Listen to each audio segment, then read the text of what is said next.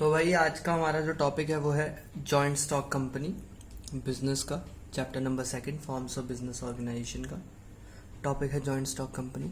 Actually में आज समझेंगे कि कंपनी होता क्या है, कंपनी के वही फीचर्स क्या हैं, मेरिट्स क्या है और डिमेरिट्स क्या है। ठीक है, पहली बात तो ये समझना है कि कंपनी होता क्या है। हमने अभी तक जितने भी बिजनेस ऑर्गेनाइजेशंस पढ़ी हैं, स्टार्टिंग करें सोल प्रोप्राइटरशिप से, फिर हमने पढ़ा पार्टनरशिप भी पढ़ा, कोऑपरेटिव सोसाइटी पढ़ा, हिंदू अनडिवाइडेड फैमिली पढ़ा, उन्हीं सब की तरह कंपनी भी एक क्या है, फॉर्म ऑफ बिजनेस ऑर्गेनाइजेशन है। बेसिकली हर एक जितना भी हमने पढ़ा उसका कोई ना कोई एक्ट था। अगर मैं बात करूं पार्टनरशिप की तो इंडियन पार्टनरशिप एक्ट 1932, अगर मैं बात करूं कोऑपरेटिव सोसाइटी की तो cooperative societies act 1912। Similarly company एक पर्टिकुलर बिजनेस है जो कि बेसिकली रजिस्टर्ड है कंपनीज एक्ट 2013 के अंडर। यानी एक कंपनी को स्टार्ट करने के लिए कौन कौन सी लीगल फॉर्मेलिटीज करने की जरूरत पड़ती है, वो सारी चीजें डिटेल्ड में मेंशन है कंपनीज एक्ट 2013 में। बेसिकली कंपनी है क्या, कंपनी बची हुई जितनी भी बिजनेस ऑर्गेनाइजेशन अभी तक हमने पढ़ी उन सबसे बिल्कुल अलग है, हटके है और सबसे बढ़िया है कहूंगा। कंपनी है क्या, लिखा भी है company is a legal body created by law. पहली बात ये समझ लो कि कंपनी का कोई एक सिंगल ओनर नहीं होता। जैसे अगर मैं बात करूं HUF की तो उसमें जो ओनर था वो था कर्ता। कंपनी का ऐसा हिसाब किताब नहीं है। पार्टनरशिप में ओनर कौन थे, पार्टनर्स थे। कंपनी का कोई एक ओनर नहीं होता। कंपनी बेसिकली करती क्या है, अपने शेयर्स को मार्केट में इशू करती है। अब उन्हीं शेयर्स को लोग खरीदते हैं जिन्हें हम कहते हैं शेयर होल्डर्स। तो अगर रियल टर्म में समझा जाए तो कंपनी के जो एक्चुअल ओनर्स होते हैं वो होते हैं शेयर होल्डर्स। अगर एक कंपनी शेयर्स को इशू करती है और उसको कोई नहीं खरीदेगा तो कंपनी भैया कैपिटल कैसे जनरेट करेगी, उसके पास पैसा कैसे आएगा, नहीं आएगा ना बिल्कुल भी। कहने का मतलब है, जैसे अपनी बात समझो, डेमोक्रेसी बोलते हैं, यहाँ पर लोगों के पास पावर है। अगर लोग ही इलेक्शंस में वोट नहीं डालेंगे तो प्राइम मिनिस्टर बनेगा कैसे। तो कहने का मतलब ये है कि कंपनी में जितना भी पैसा आता है वो वहीं से आता है जब कंपनी शेयर्स अपने इशू करती है और लोग उसको खरीदते हैं। ठीक है, यानी कंपनी का कोई एक सिंगल ओनर नहीं होता। कहने की बात यह है सारी। अगर मैं बात करूं कैरेक्टरिस्टिक्स की तो पहला है आर्टिफिशियल पर्सन। देखो, कंपनी अपने आप में खुद एक लीगल बॉडी है, उसका उसके मेंबर्स के साथ कोई भी लेना देना नहीं है। एक कंपनी किसी दूसरी कंपनी के अगेंस्ट केस फाइल कर सकती है क्योंकि वो एक लीगल बॉडी है, यानी वो केस फाइल भी कर सकती है और उसके अगेंस्ट केस फाइल भी हो सकता है। जैसे कि अभी हुआ क्या था, कुछ महीने पहले इंडिया की एक कंपनी है फ्यूचर रिटेल कंपनी, उसने एक केस फाइल किया था अमेजॉन के अगेंस्ट। मनी लॉन्ड्रिंग का केस था, पैसे का फ्रॉड था कुछ, उसके अगेंस्ट केस फाइल किया था। तो केस फाइल कैसे किया, फ्यूचर रिटेल भी एक कंपनी है और अमेजॉन भी एक कंपनी है। तो ये पावर कंपनीज को लॉ ने दी है कि कंपनी दूसरी कंपनी के अगेंस्ट केस फाइल कर सकती है। तो इसीलिए बोलते हैं कि कंपनी एक आर्टिफिशियल पर्सन है, वो एक आदमी की तरह या एक इंडिविजुअल की तरह काम करती है। आई बात समझ में। बस फर्क ये है कि एक लिविंग बीइंग जो है वो सांस वगैरह ले सकता है, मूवमेंट कर सकता है, कंपनी वो नहीं करती। बाकी सारे राइट कंपनी के सेम होते हैं as compare to human being. अगर अगली बात करूं, company has separate legal entity. Business में भी आप यही पढ़ते हो डबल एंट्री बुक कीपिंग में कि अकाउंट्स में कोई भी ट्रांजैक्शन रिकॉर्ड होती है तो वो बिजनेस के पॉइंट ऑफ व्यू से रिकॉर्ड होती है, आपके पॉइंट ऑफ व्यू से नहीं होती है ना। यानी अगर मैंने बिजनेस में पैसा लगाया तो मैंने लगाया ना, लेकिन बिजनेस में तो पैसा आया ना, तो मैं अपने पॉइंट ऑफ व्यू से एंट्री रिकॉर्ड नहीं करूंगा। मैं करूंगा भैया कि मैंने बिजनेस में पैसा लगाया तो बिजनेस में पैसा आया ना। समझ रहे हो मेरी बात को।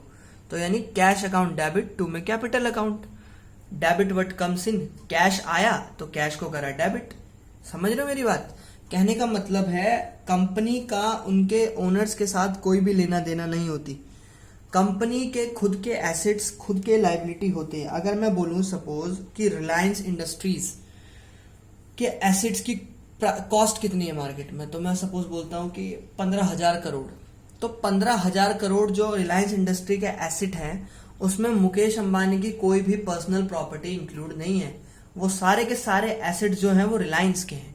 यानी रिलायंस इंडस्ट्री जो है उसका उसके ओनर अंबानी से कोई भी लेना देना नहीं है।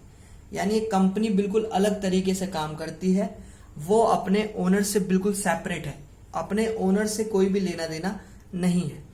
तीसरा है परपेचुअल सक्सेशन। देखो कंपनी और बिजनेस की तरह नहीं है। जैसे मैं बात करूं पार्टनरशिप में कॉन्टिन्यूटी की कोई गारंटी नहीं होती। अगर पार्टनर्स मर गए तो बिजनेस वहीं का वहीं ठप हो जाएगा। कंपनी का ऐसा नहीं है, क्योंकि कंपनी का कोई एक ओनर नहीं है। मैंने बताया था ना, कंपनी अपने शेयर्स को इश्यू करती है। कोई नहीं खरीदेगा आपका शेयर तो कोई और खरीद लेगा। सपोज करण ने नहीं खरीदा तो बीशू खरीद लेगा। कहने का मतलब है लोग आते रहते हैं जाते रहते हैं, लेकिन एक कंपनी चलती रहती है। यानी कंपनी की जो लाइफ टाइम है, यानी कब तक चलेगी, वो एक सर्टेन है। यानी कंपनी तब तक बंद नहीं होती जब तक उसको लॉ यानी कानून से रजिस्टर करवाकर वाइंड अप ना करा जाए। यानी सिर्फ लॉ के पास ही वो पावर है कि वो कंपनी जैसी बिजनेस ऑर्गेनाइजेशन को बंद कर सकता है। यानी रिलायंस इंडस्ट्रीज को बंद करना खुद मुकेश अंबानी के हाथ में नहीं है, क्योंकि उसमें जो पैसा लगा है वो मुकेश अंबानी का नहीं लगा अकेले का। उसमें पैसा लगा है उन सब लोगों का जिन्होंने रिलायंस के शेयर खरीदे हैं। यानी कहने का मतलब है कि एक कंपनी की लाइफ जो होती है वो सर्टेन होती है। जब तक चाहे कंपनी तब तक चल सकती है। बस उसको रोकने के लिए सिर्फ किसकी जरूरत पड़ेगी? लॉ की। यानी सिर्फ लॉ ही है, कानून ही है जो कंपनी को बंद कर सकता है। अरे बात समझ में? अगला क्या होता है? Common seal. कॉमन सील का मतलब वो समझो, स्टैंप होती है ना। जैसे सपोज हमने कोई भी एप्लीकेशन लिखी, कुछ भी लेटर लिखा, अगर प्रिंसिपल मैम उस पर स्टैंप लगा दे तो मतलब वो लेटर क्या है? लीगल है। यानी उस लेटर को प्रिंसिपल मैम की मंजूरी मिल गई है। वैसे कंपनी में कोई भी चीज अगर होती है तो उस पर कॉमन सील लगाई जाती है, यानी स्टैंप लगाई जाती है, जिससे पता चलता है कि भाई वाकई में ये चीज इस कंपनी की है। यानी ये पर्टिकुलर डॉक्यूमेंट इस कंपनी ने अप्रूव करके ही भेजा है। अरे बात समझ। अगला होता है कंट्रोल। देखो control basically board of directors के हाथ में होता है। बोर्ड ऑफ डायरेक्टर्स जो है वो सबसे टॉप मोस्ट कहते हैं ना, जो सबसे ऊपर बैठे हैं। यानी सारा मैनेजमेंट का काम पूरी कंपनी का वही लोग करते हैं, बोर्ड ऑफ डायरेक्टर्स। ठीक है। एक कंपनी में 3 लेवल पे मैनेजमेंट होता है, top level, middle level, lower level, और फिर लास्ट में आता है अपने लेबर्स लोग, वर्कर जिन्हें बोलते हैं। टॉप लेवल जो सबसे ऊपर है, इनमें आता है आपके board of directors, CEO, MD का मतलब मैनेजिंग डायरेक्टर, सीईओ का मतलब chief executive officer, president, chairman. यानी ये सबसे ऊपर है। इनके बाद आता है मिडिल लेवल मैनेजमेंट। इनमें बेसिकली आपके होते हैं sales manager, finance manager, production manager, ये सब। फिर उसके बाद आता है लोअर लेवल मैनेजमेंट पे। इसमें होते हैं आपके सुपरवाइजर्स, टीम लीडर्स वगैरह। फिर सबसे नीचे होते हैं आपके क्या? वर्कर्स, यानी जो एक्चुअली में प्रोडक्शन कर रहे हैं। कहने का मतलब है कंपनी का जितना भी मैनेजमेंट का काम होगा वो कौन करेगा? Top level management. यानी जितने भी डिसीजंस हैं कि कंपनी में कितने शेयर इशू करे जाएंगे या कितना पैसा इन्वेस्ट किया जाएगा, वो सारा का सारा डिसाइड करते हैं टॉप लेवल मैनेजमेंट वाले। वो डिसाइड करके अपनी पॉलिसीज या अपना डिसीजन मिडिल लेवल को बताते हैं, मिडिल लेवल वाले लोअर लेवल को बताते हैं, और लोअर लेवल वाले वर्कर्स को बताते हैं। क्लियर है? अगला मैं बात करूं लाइबिलिटी। तो सबसे बड़ा एडवांटेज ये है कि भाई कंपनी की लाइबिलिटी होती है लिमिटेड, क्योंकि किसी का बेशुमार पैसा नहीं लगा। बहुत सारे शेयर होल्डर हैं आपके, अगर हर कोई 100 रुपए भी इन्वेस्ट कर रहा है तो बहुत बड़ा अमाउंट बन जाता है। यानी पैसा अगर डूबता भी है तो किसी के पर्सनल एसेट्स बेचने की जरूरत तो पड़ेगी नहीं, क्योंकि पैसा किसी एक का नहीं लगा, पैसा बहुत लोगों का लगा। प्लस रिस्क भी कम है। रिस्क क्यों कम है भैया? क्योंकि पैसा कम लगा है ना। एक बंदा अगर 50 लाख रुपए लगाता है, पैसा भी बहुत ज्यादा है, और अगर डूब गया तो उसके सर पड़ जाएंगे ना 50 के 50 लाख रुपए। लेकिन यहाँ ऐसा है कि यहाँ बहुत सारे शेयर होल्डर है। अगर हर कोई 1000 रुपए भी इन्वेस्ट कर रहा है तो इतना बड़ा कोई रिस्क तो है नहीं ना। 1000 रुपए अगर डूब भी गए तो इतना बड़ा नुकसान तो होगा नहीं। कहने का मतलब यह है कि इस फॉर्म ऑफ बिजनेस ऑर्गेनाइजेशन में, यानी कंपनी में जो लेवल ऑफ रिस्क होता है वो भी क्या होता है? कम होता है। प्लस डिवाइडेड होता है बहुत सारे शेयर होल्डर्स के बीच में, यानी किसी भी एक सिंगल पर्सन पे बर्डन नहीं आने वाला। आई बात समझ? मेरिट्स की बात करूं, लिमिटेड लाइबिलिटी ऑलरेडी बता चुका हूं।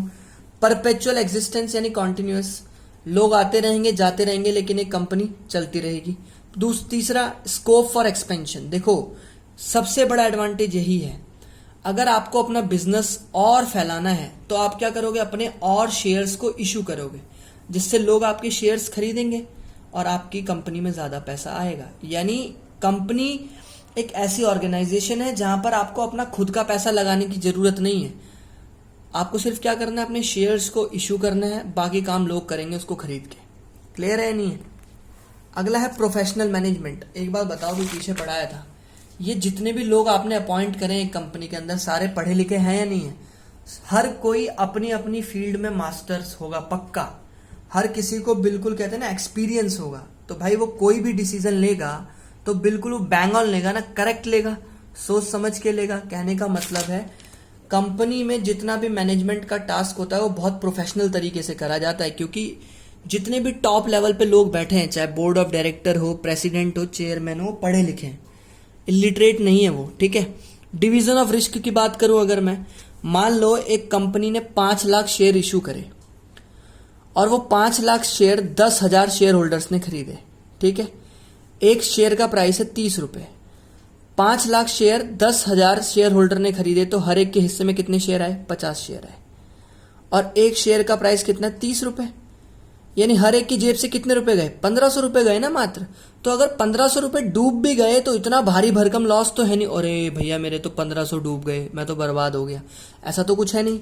1500 रुपए अगर डूब भी जाएंगे तो इतना कोई फर्क पड़ने वाला नहीं है। आ रही बात समझ में? लेकिन देख रहे हो 5 लाख शेयर 10,000 लोगों ने खरीदे तो कितना अमाउंट कैपिटल का जनरेट हो गया, और मिनिमम रिस्क पे। क्लियर है नहीं है? जितना ज्यादा कैपिटल उतना ज्यादा रिस्क, इसलिए लिखा है risk is directly proportional to capital. यहाँ कैपिटल ऑलरेडी बहुत कम है, एक पर्सन की जो कैपिटल है वो बहुत कम है, तो उसका लेवल ऑफ रिस्क भी बहुत कम है। Less capital less risk, more capital more risk. आ रही बात समझ में? मैं बात करूं कंपनी के डिमेरिट्स की, तो पहली चीज कॉम्प्लेक्सिटी। कंपनी आप इतनी जल्दी नहीं बना सकते, आपको सोच समझ के काम करना पड़ेगा, आपको हाईली प्रोफेशनल लोग अपॉइंट करने पड़ेंगे, आपको अपने शेयर इशू करने पड़ेंगे, आपको लोगों को बताना पड़ेगा कि भैया हाँ इस नाम की कंपनी भी है और हम गारंटी लेते हैं कि हम अपने शेयर होल्डर्स को अच्छा प्रॉफिट कमा कर देंगे। ठीक है। यानी इतनी आसानी से आप कंपनी को नहीं बना सकते। प्लस बहुत सारी लीगल फॉर्मेलिटीज करनी पड़ती है कंपनी को बनाने के लिए, आपको रजिस्ट्रेशन करवाना पड़ेगा, और गवर्नमेंट अगर आपको लाइसेंस देती है तभी आप कंपनी खोल सकते हो, अदरवाइज वो भी नहीं खोल सकते। Plus numerous regulations. देखो न्यूमरस रेगुलेशंस का मतलब गवर्नमेंट का इंटरफेयर बहुत ज्यादा है। आप कोई भी ऐसा काम नहीं कर सकते जो कि बिल्कुल अगेंस्ट हो लॉ के या सोसाइटी के। गवर्नमेंट कंटिन्यूस लेवल पे इंटरफेयर करती रहती है, टैक्स लगाती है बहुत ज्यादा। गवर्नमेंट आपके ऊपर हमेशा आंख रखे रहेगी कि भैया ये बंदा कोई गलत तो नहीं कर रहा, कुछ ज्यादा प्रॉफिट कमाने के चक्कर में कुछ ऐसा काम तो नहीं कर रहा विच इज इलीगल। अगली बात लैक ऑफ सीक्रेसी। अब इतने सारे लोग हैं, पहली बात तो 3 लेवल ऑफ मैनेजमेंट है, प्लस इतने सारे शेयर होल्डर्स हैं, तो भाई सीक्रेसी किस बात की हो गई? सीक्रेट तो कुछ रहा ही नहीं। प्लस कंपनी को अपनी जितनी भी लीगल इंफॉर्मेशंस होती हैं अपनी कंपनी के बारे में वो पब्लिक को देनी पड़ती है, क्योंकि पब्लिक ही रियल ओनर है। शेयर होल्डर को जब पता ही नहीं होगा कि कंपनी में क्या चल रहा है तो भैया वो उस कंपनी के शेयर खरीदेगा क्यों? ट्रस्ट इशू होगा ना। फिर वो तो चाहता है कि रिलायंस के अगर मैं शेयर खरीदने जाऊं तो मुझे रिलायंस के बारे में पहले से ही सब कुछ मालूम हो कि रिलायंस कोई इलीगल काम तो नहीं कर रही, वाकई में प्रॉफिट देती है या लोगों का पैसा लेके भाग जाती है, ये सब। अगला क्या है? Conflict in interest. ये तो मैंने पहले ही बताया, जहां जितने ज्यादा लोग उतने ज्यादा अलग ओपिनियंस, उतना ज्यादा पॉसिबिलिटी ऑफ कॉन्फ्लिक्ट। देखो कॉन्फ्लिक्ट तभी होते हैं जब डिफरेंट लोग हों और हर एक बंदे की अपनी एक आइडियोलॉजी होती है, व्यूज होते हैं, थॉट्स होते हैं, तो वहां पे कॉन्फ्लिक्ट होना बिल्कुल लाजमी है। यानी जहां पर बहुत सारे लोग होंगे, कंपनी की बात करो टॉप लेवल पे बोर्ड ऑफ डायरेक्टर्स हैं, फिर उसके बाद आपके मैनेजर्स हैं, उसके बाद सुपरवाइजर्स हैं, तो हर किसी का थॉट प्रोसेस अलग है ना। कल को भैया बोर्ड ऑफ डायरेक्टर बोलते हैं हमें ये करना चाहिए, जनरल चेयरमैन बोलते ये ठीक नहीं लग रहा, तो यानी आइडियाज में कॉन्फ्लिक्ट चलते रहते हैं, तो ये एक डिमेरिट है। और सबसे बड़ा डिमेरिट ये भी है कि डिले इन डिसीजन मेकिंग। देखो आप कोई डिसीजन नहीं ले सकते क्योंकि आपको हर एक की सहमति लेनी पड़ेगी। जैसे हिंदू डिवाइडेड फैमिली जो था या सोल प्रोप्राइटरशिप था करता था उधर, और उधर सोल प्रोपराइटर में एक ही ओनर था, यानी कुछ भी डिसीजन लेना है तुरंत ले सकते हो। लेकिन यहाँ पर ऐसा नहीं है, यहाँ पर आपको हर एक बंदे की परमिशन लेनी पड़ेगी करने से पहले, तो डिसीजंस लेने में डिले होगा बहुत ज़्यादा, ठीक है। तो ये कंप्लीट हो गया है आपका जॉइंट स्टॉक कंपनी के मेरिट्स और डिमेरिट्स। अगली वीडियो जो आएगी वो टाइप्स ऑफ कंपनीज पे आएगी, जो कि लास्ट टॉपिक होगा इस चैप्टर का। उम्मीद करता हूं मंडे को स्कूल खुलेंगे, कुछ डाउट होगा तो मेरे से जरूर पूछना, ठीक है। कोई भी चीज समझ नहीं आई, दोबारा समझनी है, कोई पॉइंट क्लियर नहीं है, कोई डाउट है तो मेरे से बिल्कुल पूछना, मैं मंडे को क्लियर कर दूंगा। और मंडे को मुझे फॉर्म्स ऑफ बिजनेस ऑर्गेनाइजेशन के नोट्स चाहिए कॉपी में, प्लस बैक के एनसीईआरटी क्वेश्चंस हर कोई कर लेना और मंडे को कॉपी चेक करा लेना, ठीक है। Take care, thank you so much.